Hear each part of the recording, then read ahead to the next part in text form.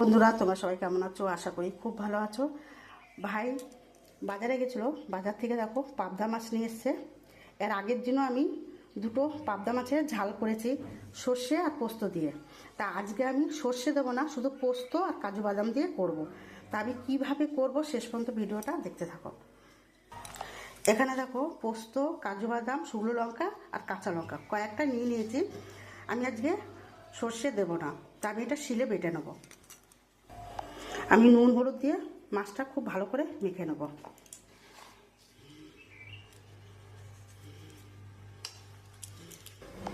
এখানে আমি একটু সর্ষের তেল দেবো, তাহলে মাছটা ফাটবে না।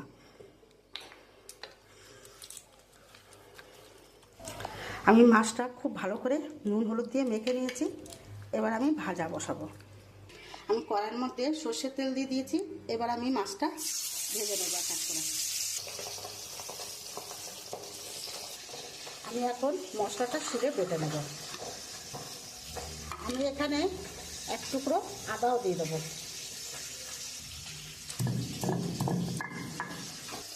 আমি এরকম করে সব মাছগুলো ভেজে নেব। সব মাছ ভেজে নিয়েছি। আমি ওই মাছ ভাজার তেলের মধ্যে একটু কালো জিরে দিয়ে দেবো। আমি মশলাটা বেটে নিয়েছি, এবার আমি তুলে নেব। কালো জিরে দিয়ে দিয়েছি।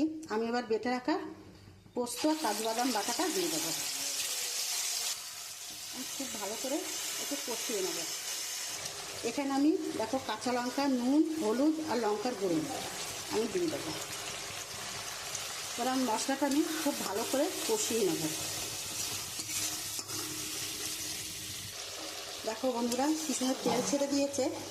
এবার আমি খুব ভালো করে কষিয়ে নিয়েছি, আর একটু কষাবো। কি সুন্দর কালারটাও এসছে। আমার মশলাটা কষানো হয়ে গেছে। এবার আমি জল দিয়ে দেবো।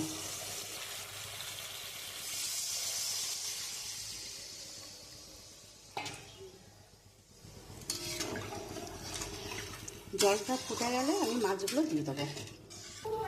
জলটা ফুটে গেছে, এবার আমি পাবদা মাছগুলো এক এক করে দিয়ে দেবো। আমি নামানোর আগে কয়েকটা কাজু বাদাম, কয়েকটা কাঁচা লঙ্কা আমি দিয়ে দেবো। আমি এখানে ধনে পাতা দিয়ে দেবো। দেখো বন্ধুরা, এত সুন্দর গন্ধ বেরিয়েছে। এবার আমি নামিয়ে দেবো। যেহেতু মাছটা একটু নরম মাছ, আমি বেশিক্ষণ ফোটাবো না। দেখো বন্ধুরা, আমার পাবদা